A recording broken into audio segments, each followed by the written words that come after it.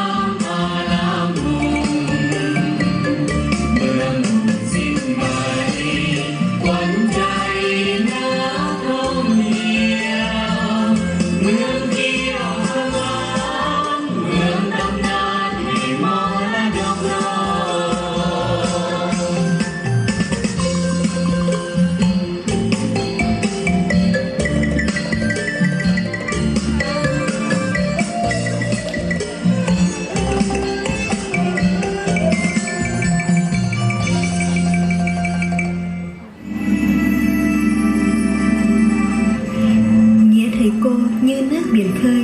cùng mẹ cha con luôn tạc dạ, ơn thầy cô con mãi ghi lòng. Nhân ngày Nhà giáo Việt Nam, chúng em xin kính chúc các thầy cô mạnh khỏe, thành công trong sự nghiệp chồng người.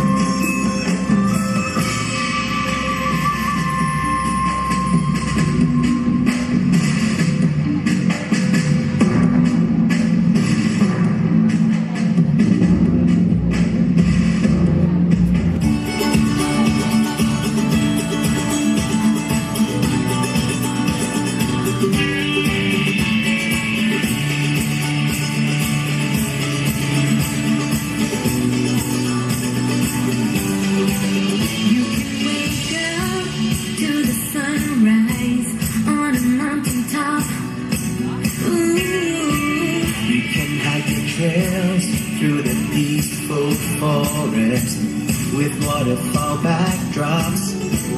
But it's the smiles, it's the people, the uniqueness,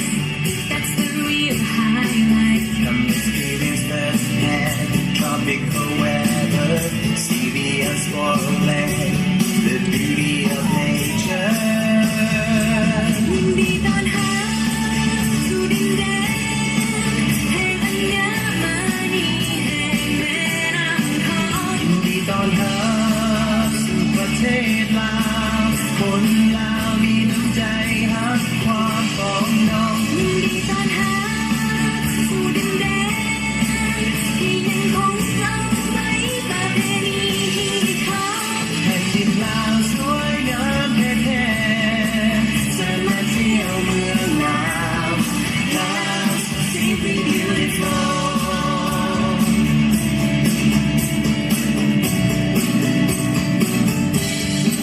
ตื่นขึ้นมา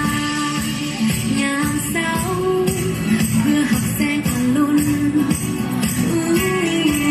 สิ่งที่ทัศน์ที่สวยงามบอกเหมือนที่ใดในโลก But it's the smiles, it's the people, the uniqueness, that's the real highlight. Come experience firsthand tropical weather, see the unspoiled land, the beauty of nature. ยินดีต้อนรับสู่ดินแดนแห่งอัญมณีแห่งแม่น้ำทองยินดีต้อนรับสู่ประเทศลาวคนลาวมีน้ำใจรักความปองดองยินดีต้อนรับสู่ดินแดนที่ยังคงเอาไว้ประเพณีที่ของแผ่นดินลาวสวยงามแท้ๆเชิญมาเที่ยวเมืองลาวลาว simply beautiful simply beautiful simply beautiful